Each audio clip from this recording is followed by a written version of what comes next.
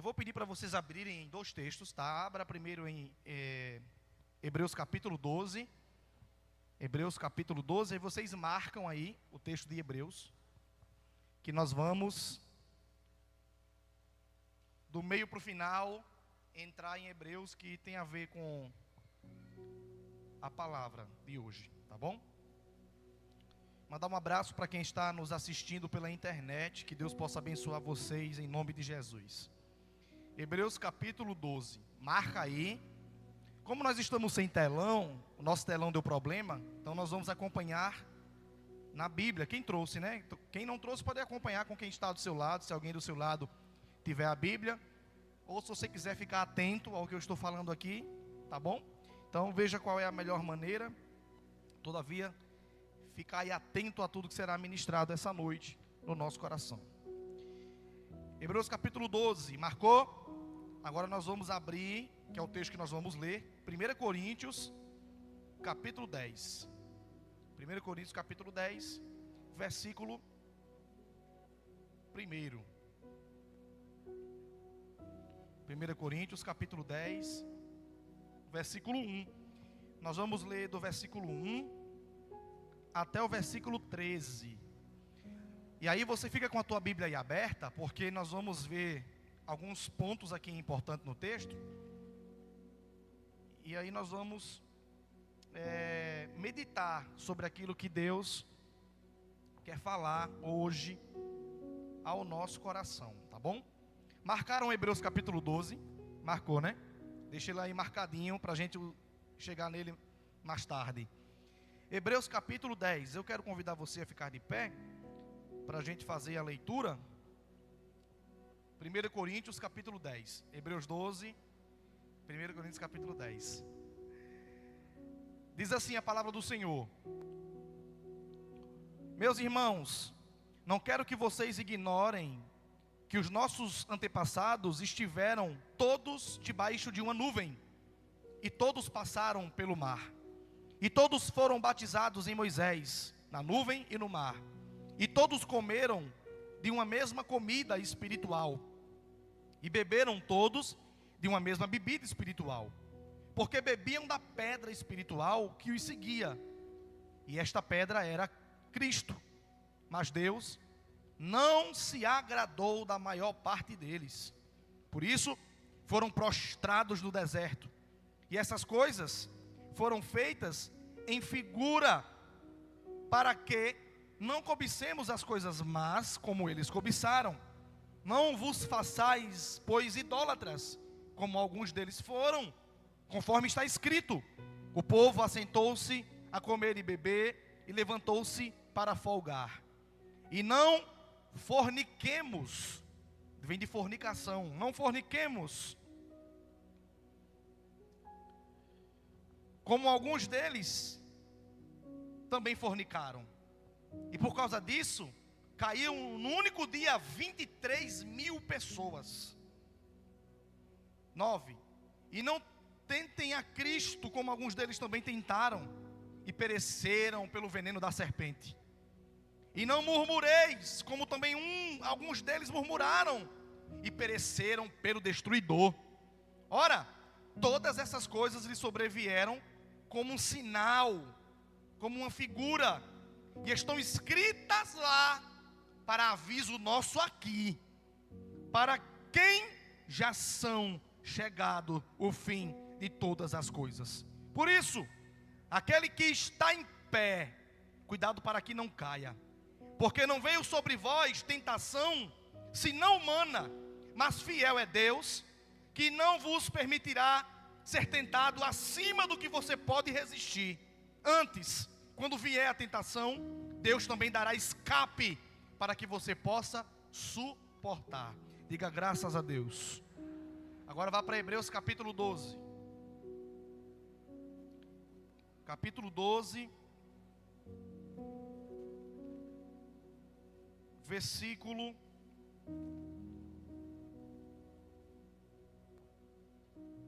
de número 5.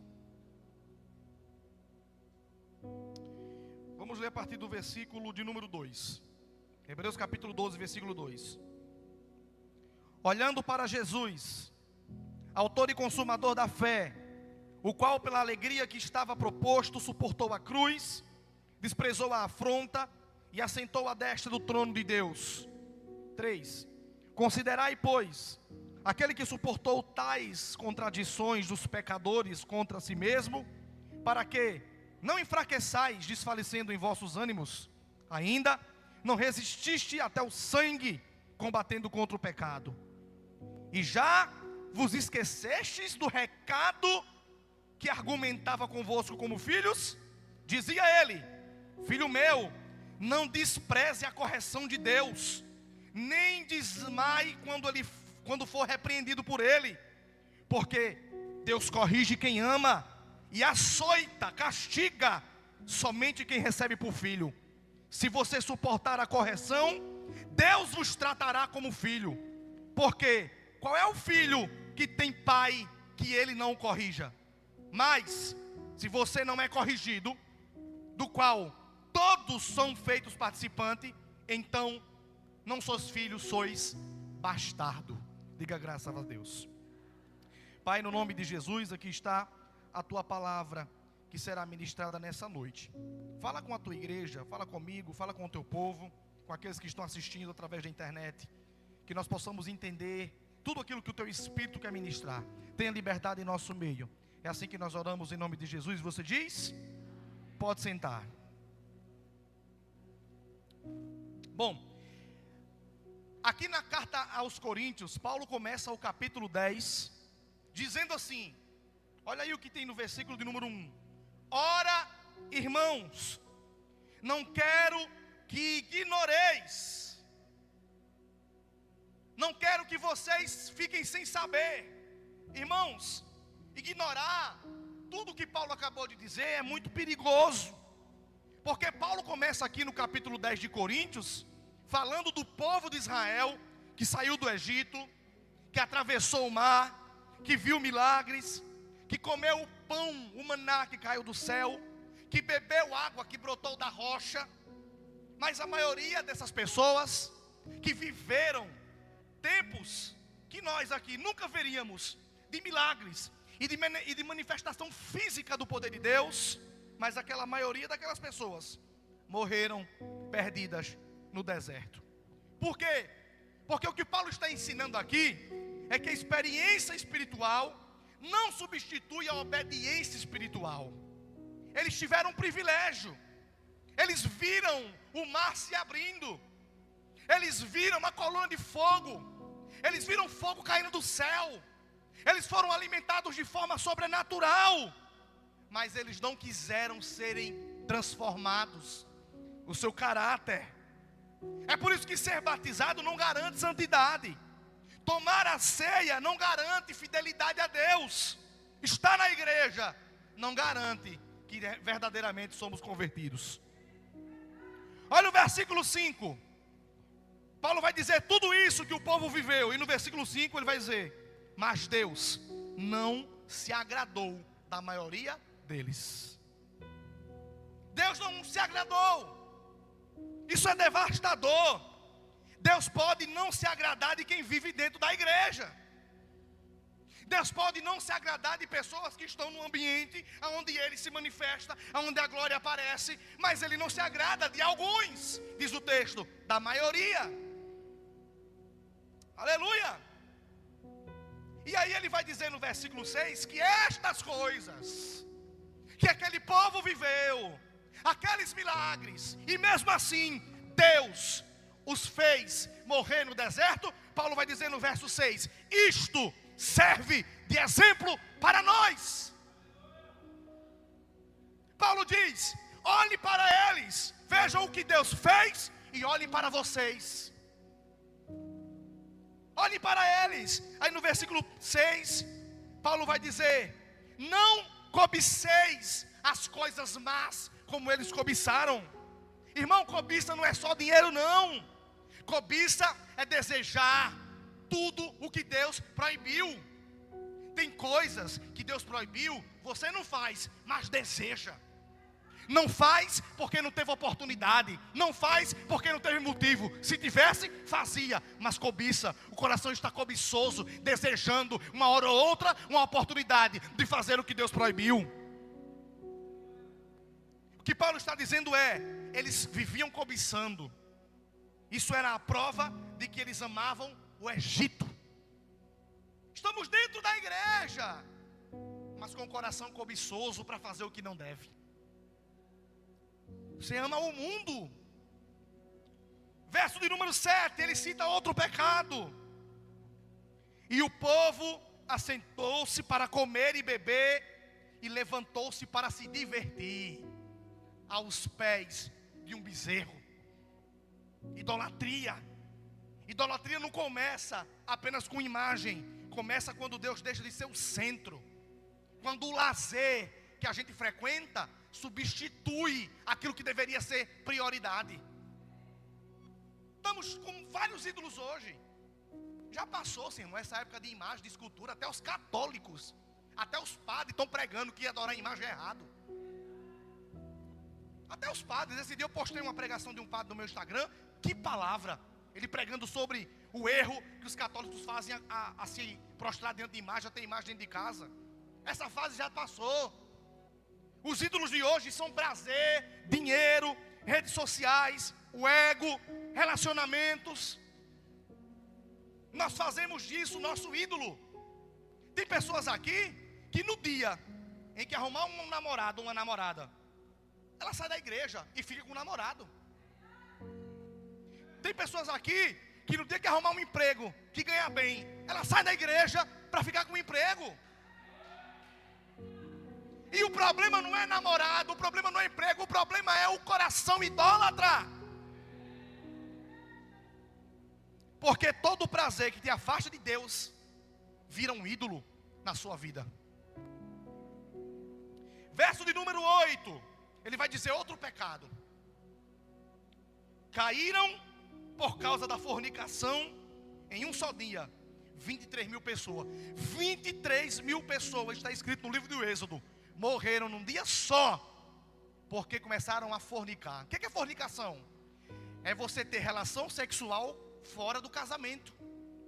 É quando os namorados, os noivos, têm contato sexual de qualquer tipo, mas não são casados. Fornicação. Irmão, Paulo não suaviza. Imoralidade sexual sempre trará morte espiritual. Quem brinca com pecado sexual está brincando com a ira de Deus. Irmãos, Paulo está dizendo: olhem para eles e olhem para vocês. Como que diz assim: Deus não mudou. O que Deus fez com aquele povo no deserto, Deus vai fazer com vocês também. A graça de Deus não virou licença para pecar. E aí no versículo 9, ele cita outro pecado. E não forniquemos como alguns deles fornicaram e morreram 23 mil. E não tentem a Cristo.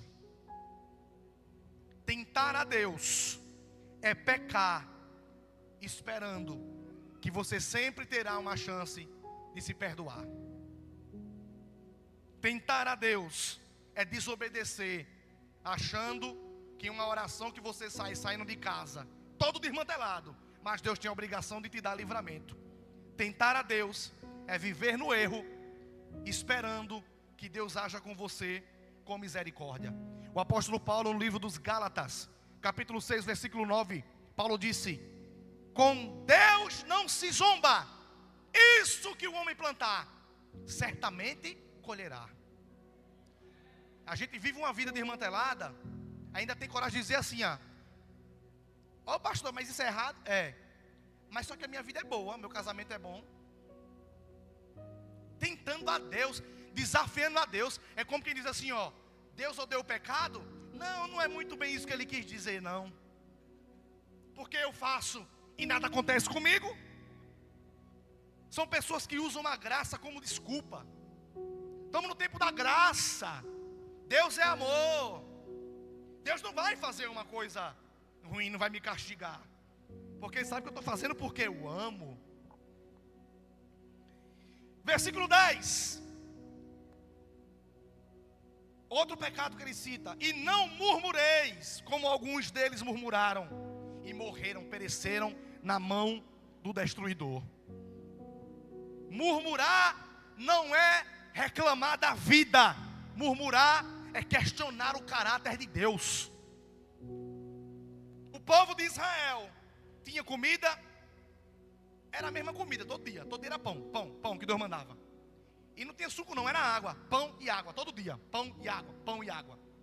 E diz o texto que eles não tinham roupa nova, era uma roupa só que Deus deu no deserto. Só que Deus fez com que aquela roupa durasse muitos e muitos anos sem se desgastar. Mas qual é o mal do povo? Vou passar ano novo com roupa velha? Não vou para o culto de Natal não, porque eu não tenho roupa nova para ir. É um miserável, não é não? Ah, crente miserável. Dai graças a Deus que essa chinela tu está desde o ano passado, não se estourou ainda. É Deus cuidando de você. Presbítero, vai fazer 4 anos que eu tenho esse blazer. 5 anos de sapato. É de marca. Isso é Deus que cuida. Ah, mas eu queria uma roupinha nova, eu queria ajeitar o cabelo. Para de murmurar, tu está falando do caráter de Deus. Você só tem aquilo que você precisa para agora. Você só tem aquilo que você precisa para hoje. Não é vergonhoso participar do culto de Natal, de Ano Novo, de aniversário, com a mesma roupa que você veio para o congresso, não. Vergonhoso é estar aí fora, desonrando o nome de Cristo e a igreja. Quando a gente reclama do que a gente tem, a gente está murmurando contra o caráter de Deus. Murmuração é rebelião disfarçada de desabafo. E aí ele vai dar um recado. Versículo 12: aquele que está em pé, cuidado para que não caia. Esse versículo é uma bomba no nosso orgulho. Sabe por quê? Porque a gente acha que nós estamos num patamar tão bom que a gente não pode cair. E muitos já começou a cair faz tempo. Por quê? Porque o perigo não está no fraco. O perigo está em quem se acha demais. Verso 13: porque não sobreveio sobre vós tentação que não fosse humana. Paulo está dizendo: Deus não te tenta, mas também Deus não passa a mão na sua cabeça se você cair na tentação. Não sobreveio tentação que não fosse humana. Deus está dizendo: não crio a tentação, mas permito a provação. E sempre que a provação vier, Deus sempre oferece uma saída, um escape. Se você caiu, não foi porque Deus falhou, foi porque você escolheu não sair da onde o pecado estava te convidando. Porque quando você entra num ambiente que o pecado está na porta, Deus abre uma janela. Corre daí, foge daí. A gente não sai se a gente não quiser. Tentação não é pecado, mas permanecer nela é uma escolha sua. E aí aqui no capítulo 10, Paulo está falando sobre o desmantelo que o povo está, e está indo para a mesa da Santa Ceia, cear, como se nada tivesse acontecendo. Leia o versículo de número 14 para você ver. Aí no próximo capítulo ele vai dizer: porque recebi do Senhor que também vos entreguei na noite em que o Senhor Jesus tomou o pão, partindo tendo graça disso, tomai e comei. Porque antes ele começa a repreender, para depois falar da ceia. Olha o que ele vai dizer no versículo 14: não podeis beber do cálice do Senhor e do cálice dos demônios. Não podeis comer da mesa do Senhor e da mesa dos demônios. Irmãos, Paulo está sendo radical. Não existe meio termo espiritual. Ou você participa da mesa do Senhor, ou você participa da mesa do mundo. Deus não divide o altar dele com ninguém. Deus não divide. Nós estamos vivendo um cristianismo misturado, uma fé misturada, e isso é abominação aos olhos de Deus. Paulo vai dizer: todas as coisas são lícitas. É nesse mesmo texto aqui, verso 23. Todas as coisas são lícitas, mas nem todas convêm. Aqui Paulo destrói a teologia liberal, que diz que não é pecado, que nós estamos no tempo da graça. E a pergunta é: posso? Não, a pergunta não é essa. A pergunta é: convém? Edifica? Glorifica a Deus? Nem tudo, irmãos, que é permitido é aprovado por Deus para você.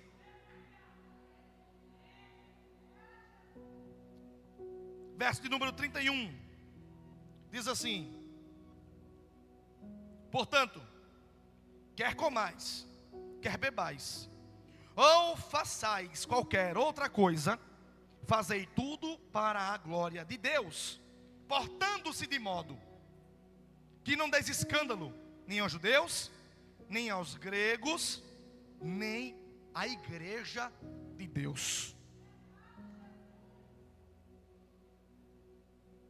Vai comer, vai beber, vai fazer outra coisa, fazei tudo para a glória de Deus. Aqui está o crivo final: vida, corpo, dinheiro, relacionamentos, redes sociais, esporte, trabalho, igreja. Tudo ou glorifica a Deus ou condena o seu testemunho. A frase é forte: se Deus não é glorificado na sua vida, Ele não é teu Senhor e não é teu Pai. Paulo está falando sobre isso. Israel saiu do Egito, mas o Egito não saiu de Israel. Muitos saíram do mundo, mas o mundo ainda não saiu de você. Olhe para quem está do seu lado e diga para essa pessoa: não morra. Não, parece até que é contigo a pregação. Diga assim: não morra no deserto por causa de um pecado que você se recusa a abandonar. Aí eu entro em Hebreus, estou terminando já, 8:25, está cedo. Aí eu entro em Hebreus, capítulo 12, versículo 5. Porque Deus corrige o que ama e açoita a todo o filho a quem recebe. Porque se vocês não são disciplinados, não são filhos de Deus, são bastardos. Paulo está mostrando aqui em 1 Coríntios 10 como tratou Israel, e em Hebreus ele mostra como a igreja será tratada. Por que ele tratou assim? O deserto não foi abandono, o deserto foi correção de Deus para um povo desobediente que não queria se consertar. Israel não foi descartado, Israel foi disciplinado por Deus. É só olhar: Deus abriu o mar, Deus deu maná, Deus deu água da rocha, fez cair fogo do céu, a nuvem cobria de dia para não morrer no calor, a coluna era levantada de noite para não morrer de frio. Deus cuidava, porque Israel era filho e não bastardo. E filho, se não obedecer, vai pro cacete, vai apanhar para aprender que pai é pai. Êxodo capítulo 4, versículo 22, a Bíblia diz: porque Israel é meu filho, meu primogênito, diz o Senhor. Irmão, Deus não disciplina estranho não, Deus não disciplina ímpio não. Mas fulano é todo desmantelado, e tem carro, e tem casa. É um bastardo, que não tem pai, que quando morrer, o diabo vai dizer: tem pai não? Então teu pai sou eu. Bastardo é todo aquele que não tem pai. É aquele que é quando o homem, vamos dar um exemplo, que Isabel tivesse um filho com outro homem.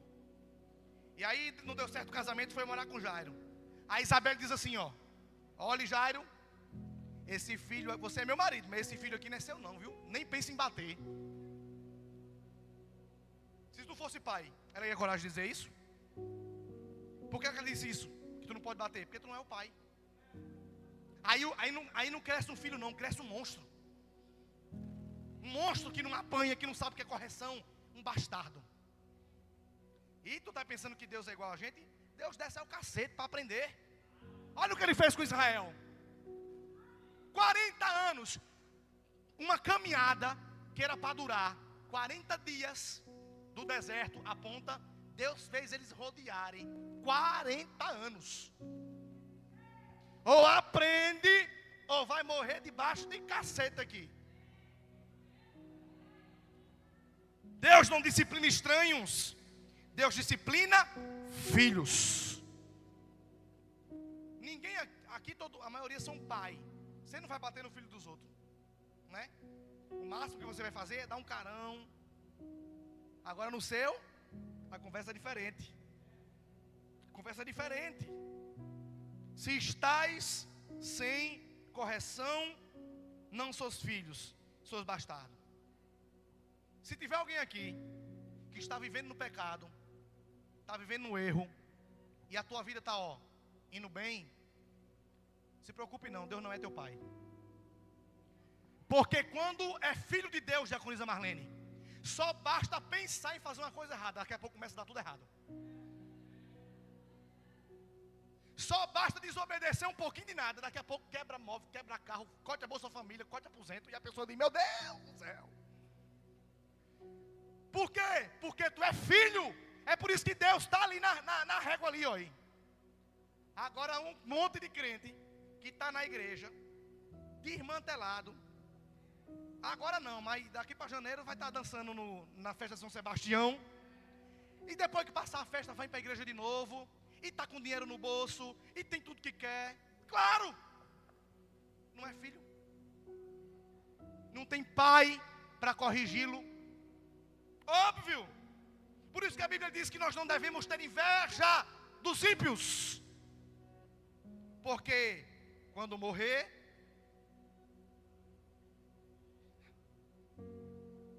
repita comigo, filho é quem suporta a correção.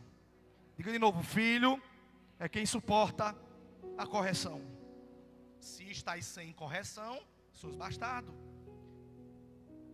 Irmão, quem só quer promessa, mas rejeita a correção, não quer Deus, quer benefício. Porque Deus corrigiu Israel, porque não desistiu de Israel, porque Israel era filho dele. E para corrigir Israel, Deus matou a maioria. Uns morreram de fome, outros do veneno da serpente, outros morreram porque a terra abriu e engoliu. Outros, Deus mandou tocar fogo. Deus matou a maioria. Mas Deus preservou a nação. Deus feriu. Mas Deus não abandonou os que eram filho dele. Porque quando Deus te corrige, é uma prova de que é teu pai. Porque correção é prova de compromisso. Aleluia. Quando Deus quer curar, Ele fere. Mas quando Deus abandona, é porque não é filho, é bastardo. E isso é assustador. É assustador. Nós vivemos fazendo o que não é certo e não acontecer nada. Tenha medo. Tenha muito medo de viver uma vida errada e as coisas estão dando certo. Isso é perigoso. Porque se morrer, morre sem pai. Isso é assustador. Porque quando Deus parar de te corrigir, é sinal de que Ele te tirou da família celestial. Quem está na igreja e vive em pecado, não é confrontado, não perde nada e continua prosperando, você já chegou no fundo do poço. Você já não é mais da família celestial. Isso não é favor de Deus. Ai, é porque Deus me ama muito, eu sou falha, Deus me ama muito. Não! É porque Deus está te rejeitando e as portas largas do inferno estão esperando os seus olhos fecharem para você passar queimando eternamente. Cuidado! O silêncio de Deus é mais perigoso do que o castigo de Deus. O silêncio de Deus é mais perigoso do que o açoite de Deus. Que sejamos nós castigados aqui com a pior das doenças, mas morrer em Cristo, do que viver uma vida em abundância e quando morrer o inferno nos esperar lá. É melhor sofrer aqui, ser açoitado aqui, não ter nada aqui, sofrer aqui. Mas pastor, eu passo uma fome tão grande, mas está em obediência? Está sem pecado? A luta está grande? Permaneça. Seus filhos, é Deus te corrigindo, é Deus te açoitando, é Deus te batendo, para que você alcance o lugar à destra de Deus, como Jesus Cristo está. Irmãos, aleluia. Oséias capítulo 4, versículo 17, o profeta disse: Efraim está entregue aos ídolos, abandone-o, deixa-o, largue-o. Bastardo não tem herança, filho é preparado para ela. Como é que você quer receber todas as bênçãos espirituais guardadas nos lugares celestiais e não quer ser preparado? Quando a gente tem um filho, ele é pequenininho, aí você vai dar comida, aí quando ele vai crescendo, começando a fazer birra, aí você chega no canto, olha, se tu fizer de novo tu vai apanhar. E aí ele faz de novo, aí você, ó, tome cacete. Aí faz 15 anos, acha que é o dono da casa, e aí você planta a tapa na cara, na boca, quebra logo 2 dentes, e aí cresce e vira adulto, acha que é o dono da casa, e você planta a tapa na cara de novo, para quando virar gente, você dizer: olha, meu filho é um homem, porque você preparou ele. Sabe por quê? Porque você que é pai, você vai morrer. Alguém tem que tomar conta da tua casa, alguém tem que tomar conta do teu carro, alguém tem que tomar conta do dinheiro que está na conta, que tu não gasta, vai deixar para o filho gastar. Mas se for um filho que você cuidou, ensinou, corrigiu, ele vai saber cuidar bem, dar continuidade àquilo que você foi. Por quê? Porque agora bastardo não tem herança, não tem pai. Entende isso? O bastardo não recebe nome. Só quem tem o sobrenome da família é quem é da família. Ou se você for uma pessoa adotada, oficializa na justiça. E aí nós somos adotados, vocês sabem, né? Toda a igreja ela foi adotada em Cristo. E recebemos o título de filho, porque tem um documento judicial dizendo que nós somos filhos, podemos ter o sobrenome. Tudo certo. Agora a gente que vive de todo jeito, o bastardo, não recebe o sobrenome, não recebe correção, não recebe herança. Já o filho é tratado, o filho é moldado, o filho é ferido, é açoitado, é corrigido, mas o filho é preparado. Olha para quem está do seu lado e diga para essa pessoa: Deus não está te maltratando, Deus está te preparando.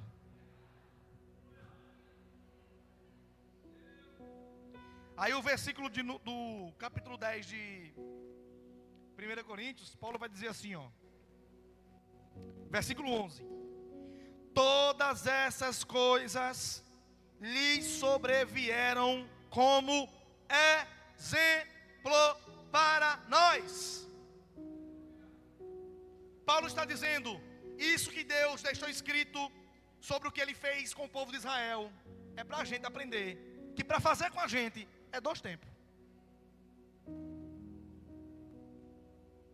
Aí em Hebreus 12 ele vai explicar porque que Deus tem que nos corrigir, para sermos participantes da sua santidade. É por isso que essa prova, esse deserto que você está passando, não é castigo eterno, é um processo de santificação. Irmãos, o problema não é ser corrigido, é rejeitar a correção. É quando a prova chegar, vou para a igreja mais não, que está pior do que quando eu estava lá no mundo. Vai-te embora, bastardo. Bastardo, que não quer ser corrigido por Deus.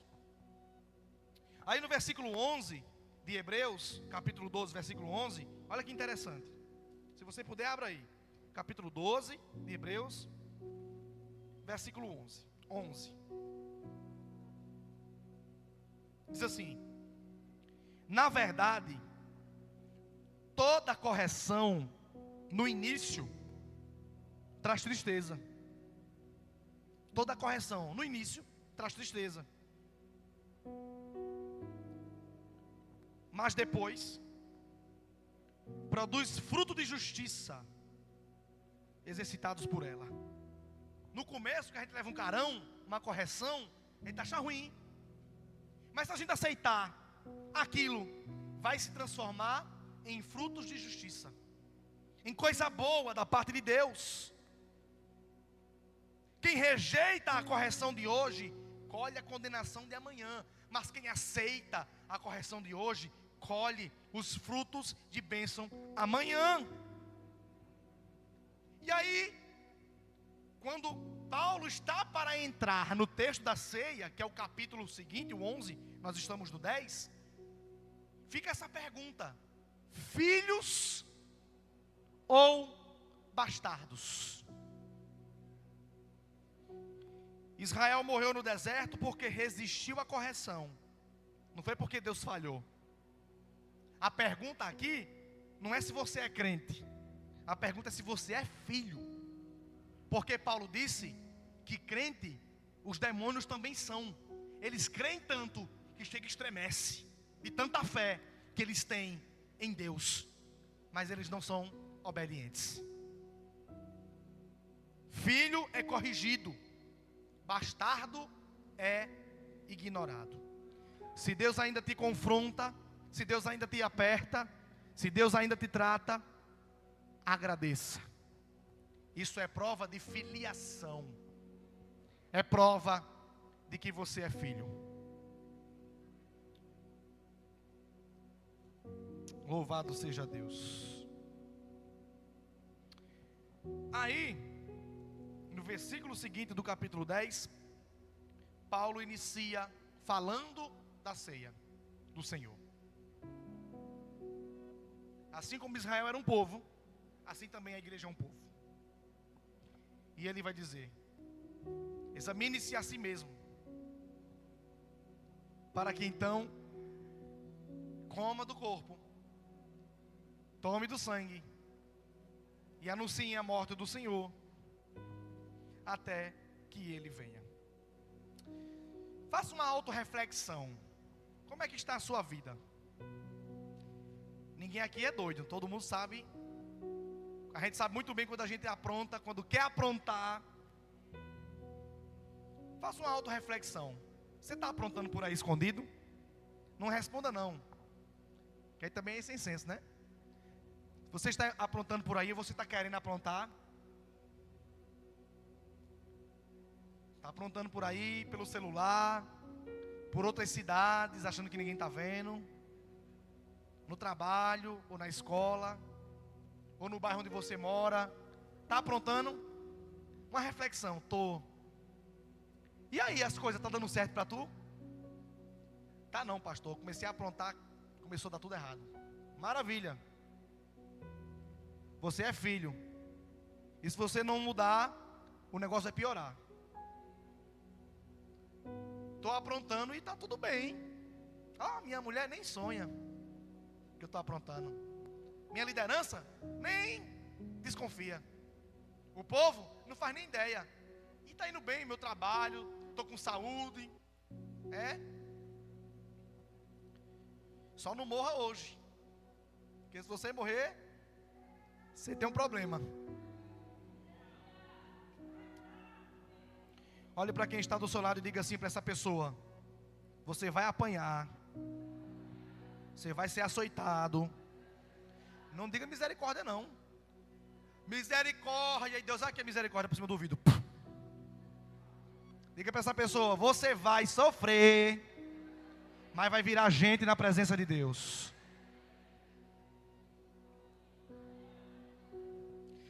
Eu estava dizendo a quem? Eu acho que foi as irmãs que foi comigo fazer uma obra lá em Sapé. Eu vinha dizendo que eu não estou nem ligando com os crentes que não queiram ser obediente. Porque se for bastardo, daqui a pouco está fora. E se for filho, daqui a pouco está na prova. Uma prova miserável. Ô pastor, mas eu não fiz nada não. Aí quer dizer que Deus é mentiroso, hein? E tu tá certo. Quem está errado é Deus. E quem está certo é a pessoa que não merece a prova que está passando.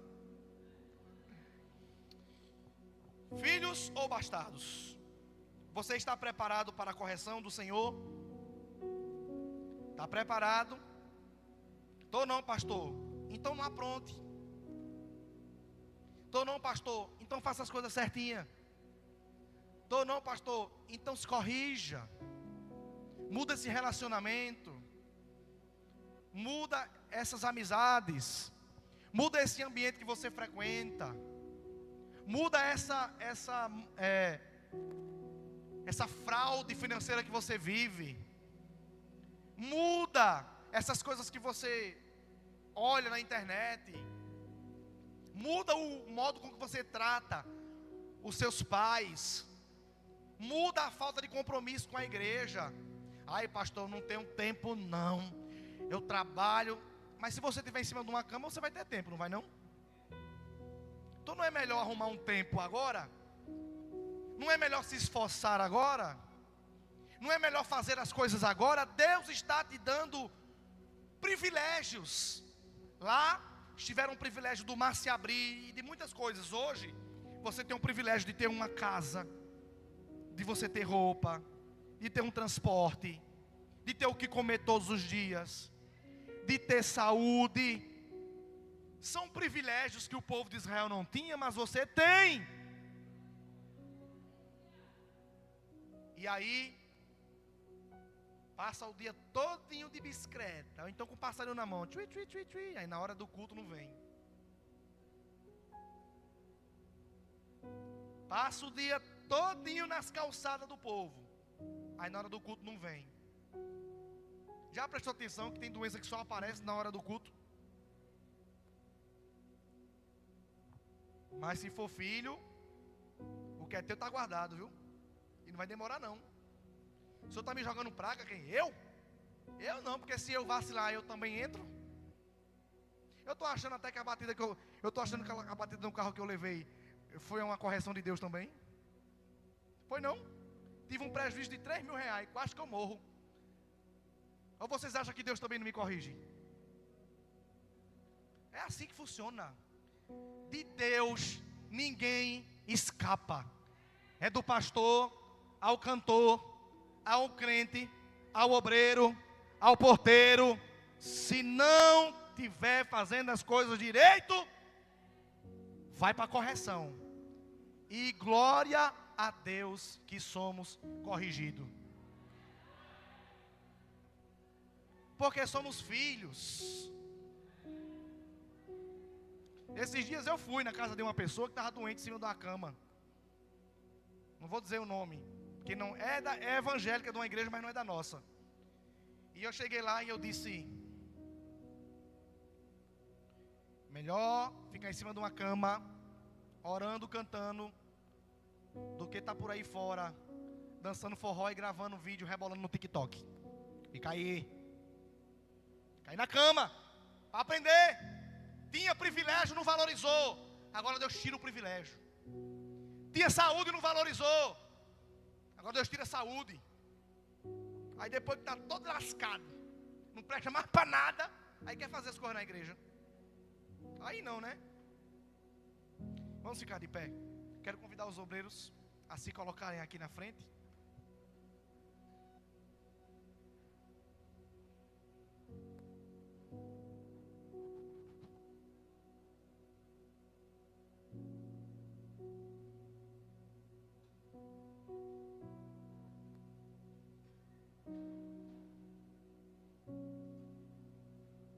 Está aberto aí, né? Em 1 Coríntios 10.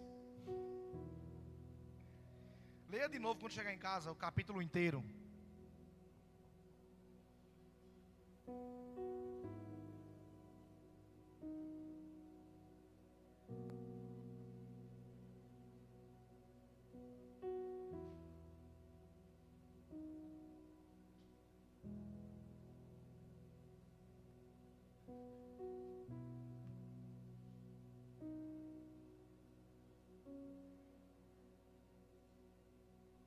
Vem pra cá, colega.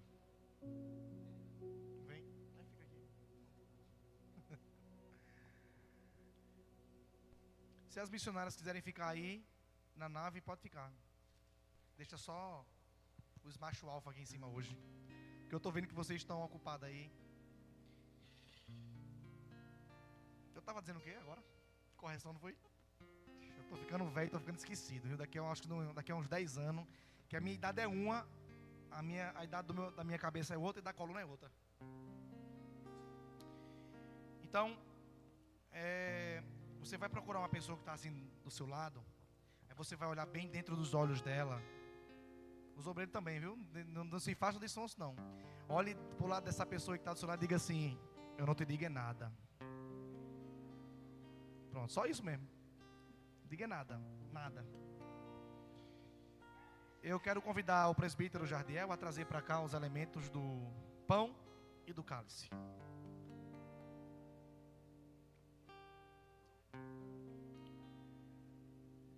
Quero convidar o presbítero Severino a consagrar o elemento do pão e o presbítero Jardiel a consagrar os elementos do cálice.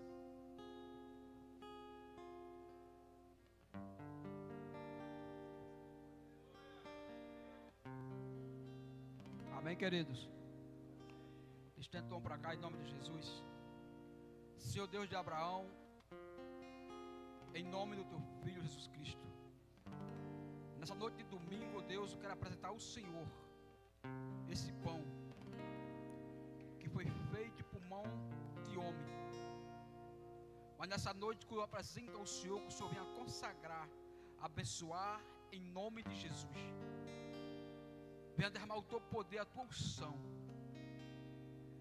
Que a partir de agora, Deus, em nome de Jesus, esse pão venha passar para ser o corpo do teu filho.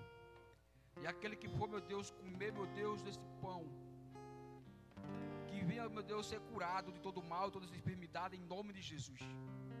E todo mal venha cair por terra essa noite, meu Deus, em nome do teu filho, Jesus Cristo. Somos assim que eu te oro, te agradeço em nome do Pai, do Filho e do Espírito Santo. Senhor Deus e Pai, nós entramos na Tua presença, Deus, apresentando aqui este suco, representando o Seu sangue, Pai. Deus, eu venho te pedindo para que o Senhor venha consagrar esse suco, que ao ingerir, nós venhamos ser curados de toda doença espiritual, Pai. Deus, e mais uma vez eu te peço, Deus, para que o Senhor venha agora consagrar esse cálice diante de Ti, Pai. Deus, eu te peço para que o Senhor venha colocando reconciliação, comunhão sobre esse cálice, Deus, e que quando cada um ingerir, que venham fazer parte da mesa, Deus, assim como o Senhor falou, e que possamos anunciar o Teu nome até que o Senhor venha. É assim que nós te oramos. O apóstolo Paulo disse que aprendeu de Jesus, que na noite em que ele foi traído, tomou pão, e tendo dado graças, partiu e disse: tomai e comei, isto é o meu corpo que é dado por vós, fazei isto todas as vezes que comerdes em memória de mim. Semelhantemente também tomou o cálice, que representa o sangue da nova e eterna aliança, e ele disse: fazei isto todas as vezes que beberdes em memória de mim, porque todas as vezes que comerdes o pão, beberdes do cálice, anunciai a morte do Senhor até que Ele venha.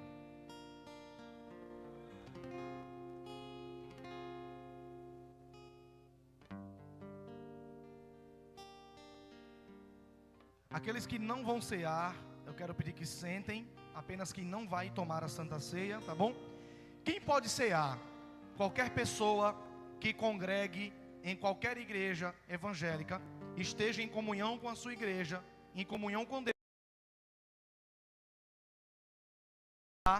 essa noite, tá bom? Então quem não vai tomar a ceia, pode sentar e eu quero convidar a diaconisa Ziane e a diaconisa Marlene a pegarem os elementos do cálice, e o diácono Gabriel e o diácono Carlos a pegarem os elementos do pão, e podem começar a servir em nome de Jesus. O fogo queima em mim, clamo por mais de ti. Eu quero muito mais, eu preciso ir além. Estou à procura de algo novo, preciso de um renovo. Meu coração quer mais, mais de ti. Eu cansei de ser o mesmo, eu cansei de ser eu mesmo. Eu quero tua vida em mim. Eu, você e eu sou teu, você é meu, e eu quero ficar na tua presença.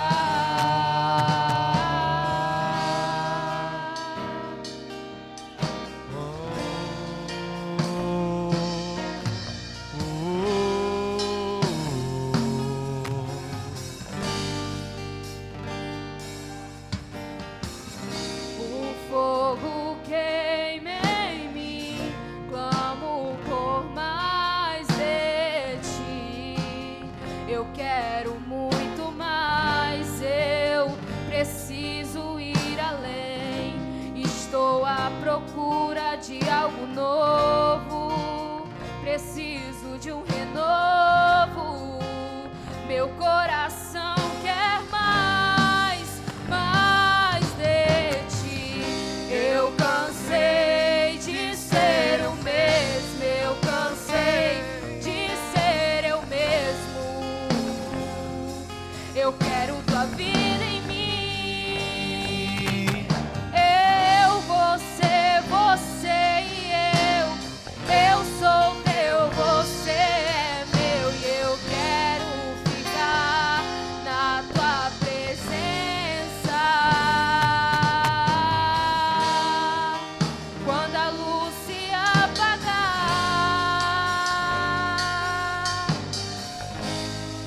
e quando a música calar,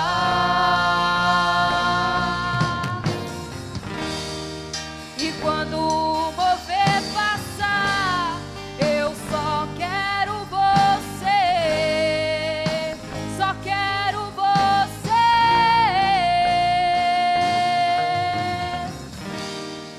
E quando a luz se apagar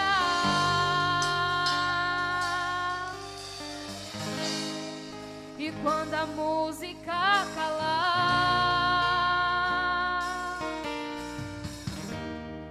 e quando o mover passar, eu só quero você, só quero você. Jesus, Jesus,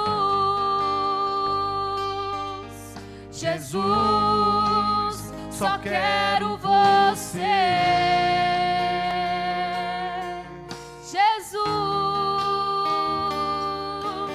Jesus, só quero você. Eu só quero você, só quero você, só quero você, só quero você. Eu só quero você, só quero você, só quero você,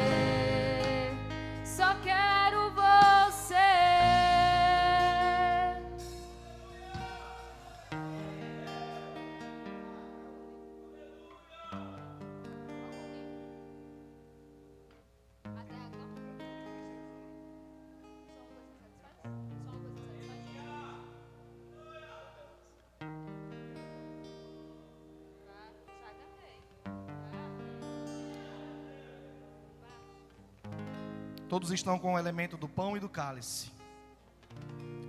1 Coríntios capítulo 11, versículo de número 32.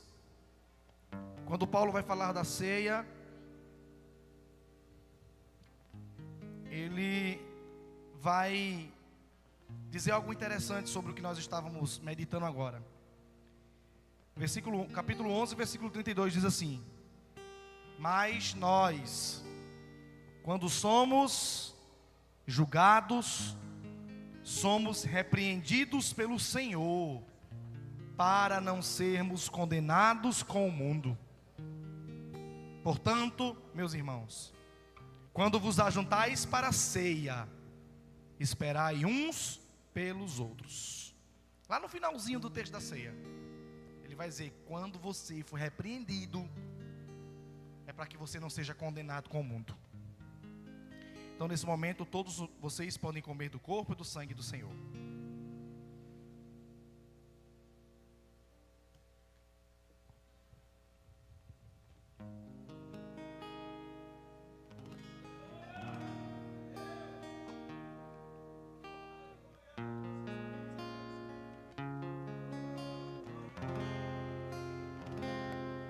Me achego a ti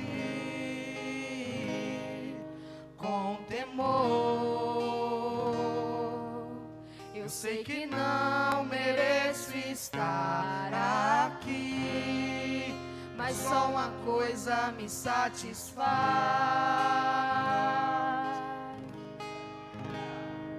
Só uma coisa me satisfaz.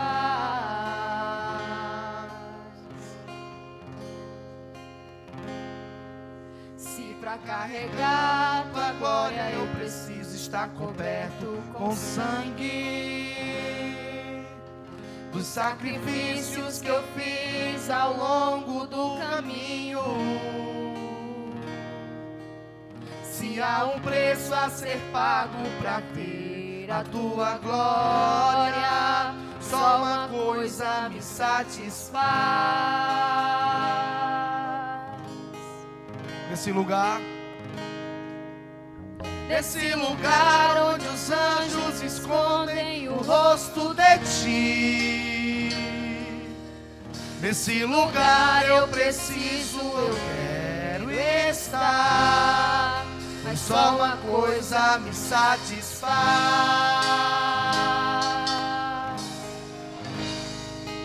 Só uma coisa me satisfaz.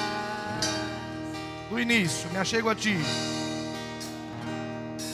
Me achego a ti com temor. Eu sei que não mereço estar, Senhor, aqui, não nos deixe sem correção. Preferimos o deserto como filhos do que o conforto como bastardo. Aleluia. Se para carregar tua glória eu preciso estar coberto com sangue dos sacrifícios que eu fiz ao longo do caminho. Se há um preço a ser pago para ter a tua glória, só uma coisa me satisfaz.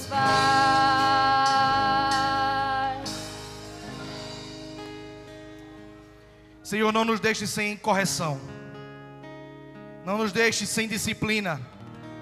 Nós preferimos o deserto como filho do que o conforto como um bastardo.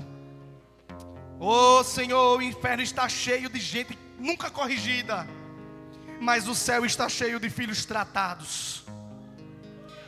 E nós estamos aqui mais um mês diante da tua face, diante da tua glória, diante daquilo que o Senhor tem nos sustentado. Que o Senhor possa ter misericórdia, nos perdoar e nos dar mais uma oportunidade, porque somos teus filhos, fazemos parte da família espiritual de Deus. E nós queremos aqui, Senhor, te suplicar que o Senhor possa continuar nos ajudando, nos corrigindo, que o Senhor possa nos continuar, aleluia, nos tratando, para que a gente não deixe nunca de ser tua paternidade sobre nós, para que nós nunca deixamos de ser filhos, Senhor. Senhor da glória, Tu és aquele que conhece o filho pródigo, aquele que é filho, mas está distante. E essa noite o Senhor aprove a Ti corrigir através da palavra, alertar através da palavra, para que no próximo mês nós possamos mudar de ideia, de posição, possamos mudar, Senhor, e estarmos naquilo que o Senhor quer, que o Senhor deseja. Cada um de nós sabemos qual é a vontade que o Senhor nos colocou, cada um de nós sabemos o que o Senhor nos pede, mas muitas vezes somos negligentes, preferimos o conforto, o comodismo. Mas essa noite nós te suplicamos só uma coisa: satisfaz a nossa alma, é a Tua glória, é a Tua presença, é o Teu nome que preenche a nossa vida. Então, Senhor, recebe a gente como filho e não como bastardo, como quem tem pai, como quem é corrigido. Senhor, perdoa as nossas falhas, perdoa os nossos erros, nos dá mais uma oportunidade, nos dá mais uma oportunidade. Se para carregar Tua glória eu preciso estar coberto com sangue dos sacrifícios que eu fiz ao longo do caminho, se há um preço, se há um preço a ser pago para ter a Tua glória, só uma coisa me satisfaz.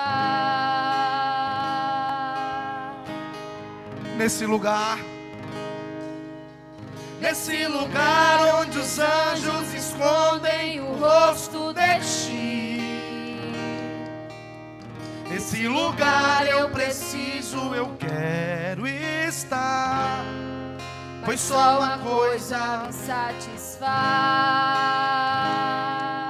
Só uma coisa, só uma coisa me satisfaz. É a Tua glória, a Tua glória,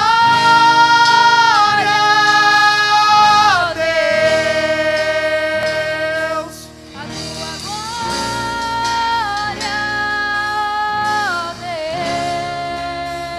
Deus, a Tua glória, Deus. Só uma coisa me satisfaz.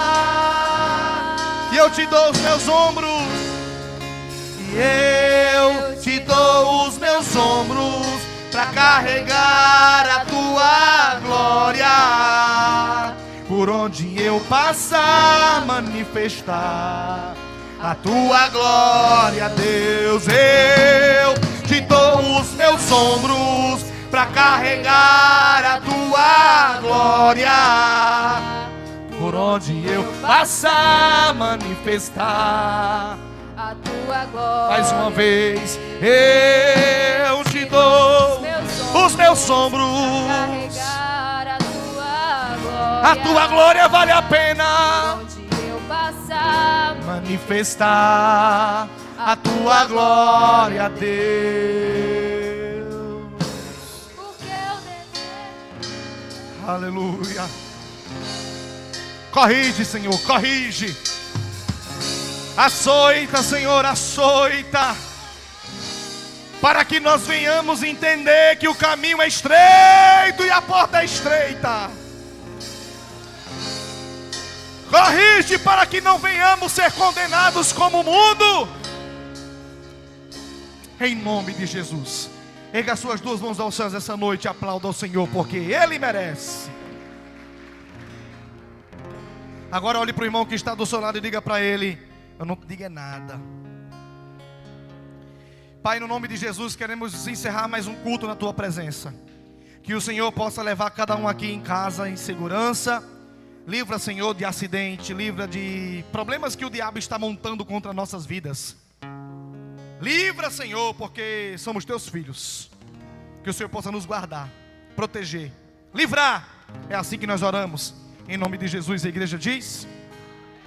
Nessa noite tem alguém que ainda não entregou a vida para Jesus.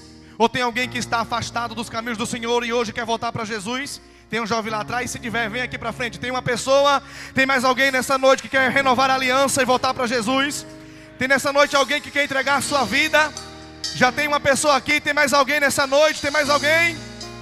Tem mais alguém? A Bíblia diz que aqueles que receberam Jesus como Senhor e Salvador, recebem também o título de serem chamados filhos. Aleluia! Pode deixar ele aí mesmo onde ele está. Coloca a mão sobre ele, Pai, no nome de Jesus. Queremos orar por esse jovem, Senhor, que nessa noite renova a sua aliança. Nessa noite, Senhor, te suplica ser chamado mais uma vez como filho. Escreve de novo, Senhor, o nome dele no livro da vida.